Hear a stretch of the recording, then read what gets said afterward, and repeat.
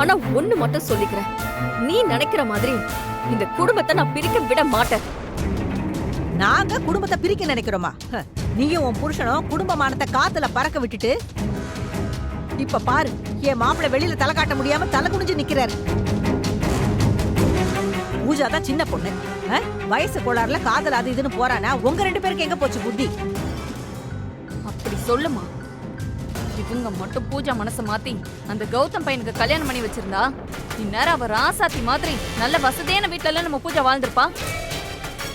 என்னமோ அவளுக்கு பெருசா நல்லது பண்றேன்னு கூட்டிட்டு போய் ஒண்ணுமே இல்லாத ஒரு பையனுக்கு தாலி கட்டிக்க வச்சு ரோட்ல கடைய போட்டு எச்சி தட்டை கழுவ வச்சு நல்லா வாழ வேண்டியவளை இவங்க மூளையில உட்கார வச்சுட்டு அவங்க என்னடா நம்ம ஏதோ சீரழிச்ச மாதிரி பேசிட்டு இருக்காங்க. கெடுதல் பண்ணது நீங்க, ஆனா சாத்தா வேதம் ஓதுதுங்கிற மாதிரி எங்களுக்கு புத்தி சொல்றீங்களா?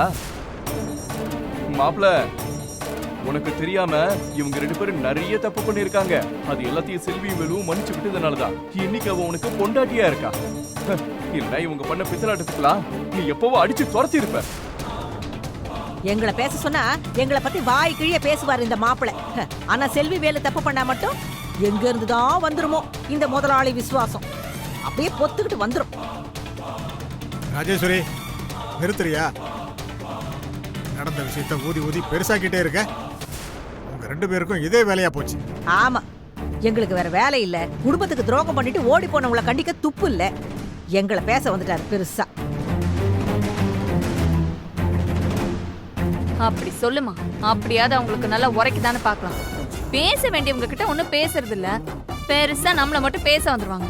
கீர்த்தி, நீ என்ன சொன்னாலும் உன்னை இங்க யாருமே நம்ப போறது கிடையாது.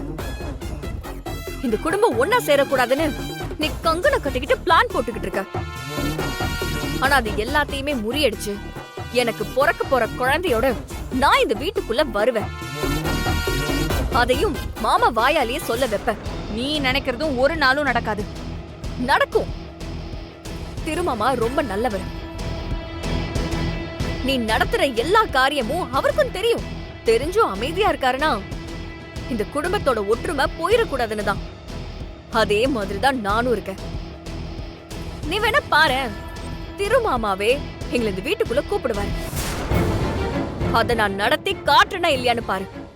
இத என்னோட சவாலா எடுத்துக்கோ. என்னங்க பாத்தீங்களா, உங்க முன்னாடியே நான் ஏதோ தப்பு செஞ்ச மாதிரி பேசிட்டு இருக்கா. நீங்க இப்பவாது வாய் திறந்து பேசுங்க. எல்லாரும் கொஞ்சம் பேசாம இருக்கீங்களா? நான் தான் நீங்க வேணாம்னு சொல்லி ஒதுங்கி வந்துட்டேன்ல, அப்படியே மறுபடியும் வந்து டிஸ்டர்ப் பண்றீங்க. தயவு செஞ்சு இங்க இருந்து போயிடுங்க, அதான் எல்லாருக்கும் நல்லது.